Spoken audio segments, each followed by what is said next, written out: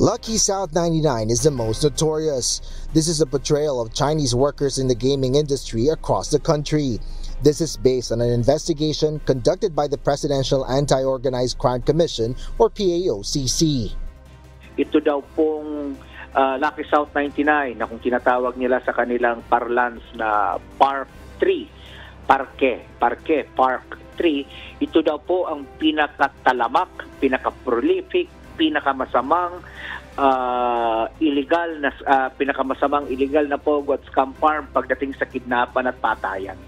In these videos of Chinese nationals torturing their fellow Chinese, the PAOCC based the request for a search warrant for Lucky South 99, which operates in Porac, Pampanga. However, what was supposed to be the serving of a search warrant yesterday, June 5, turned into a rescue operation because the judge who issued the search warrant withdrew it. Doon po kasi sa original na warrant, hindi naka-indicate doon yung mga items to be seized. Kung kaya, kinansela po yun ng judge. Sabi ni judge, dahil nga may kulang doon sa warrant, i-cancel down niya muna. So, kinancel niya. And then, nagkandak ulit si judge ng panibagong hearing. Pinatawag niya ulit yung mga witnesses natin. Unfortunately, yung hapon ng June 5, the same honorable judge na nag-grant po sa atin ng unang search warrant, kanya na pong kinansela at dininay na po niya yung application namin for search warrant. Thus, the authorities did not enter the compound and just waited for the victims to come out. The compound remains under close watch by the authorities while they wait for a new search warrant they applied for against Lucky South 99.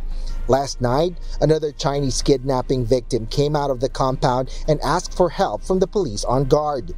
He was still handcuffed to a bed frame and had forced his way out. Nagpupumiglas po siya according dito para po makatakas siya kasi naiwan po siya doon sa loob.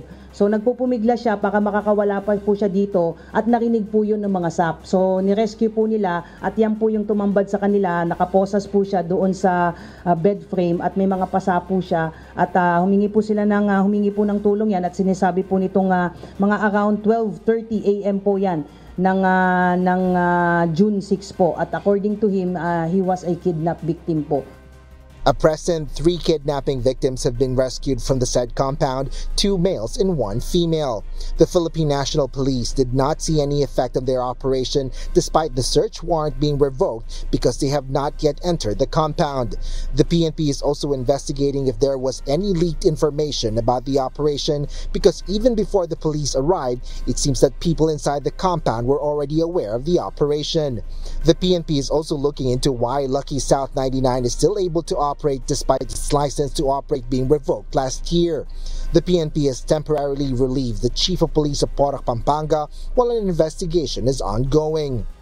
This morning po, I was personally informed by the Regional Director po ng Police Regional Office 3 na nirelieve na po yung Chief of Police po ng Porac Municipal Police Station at pending investigation po. But as to the level po ng accountability and responsibility, antayin po natin ma'am dahil nag-order na po ang Chief PNP na imbestigahan po how come itong scam farm po na ito ay nagtutuloy-tuloy pa pong ng operation in the absence po of the license to operate. Asher Kadapan Jr., UNTV News and Rescue. We serve the people, we give glory to God.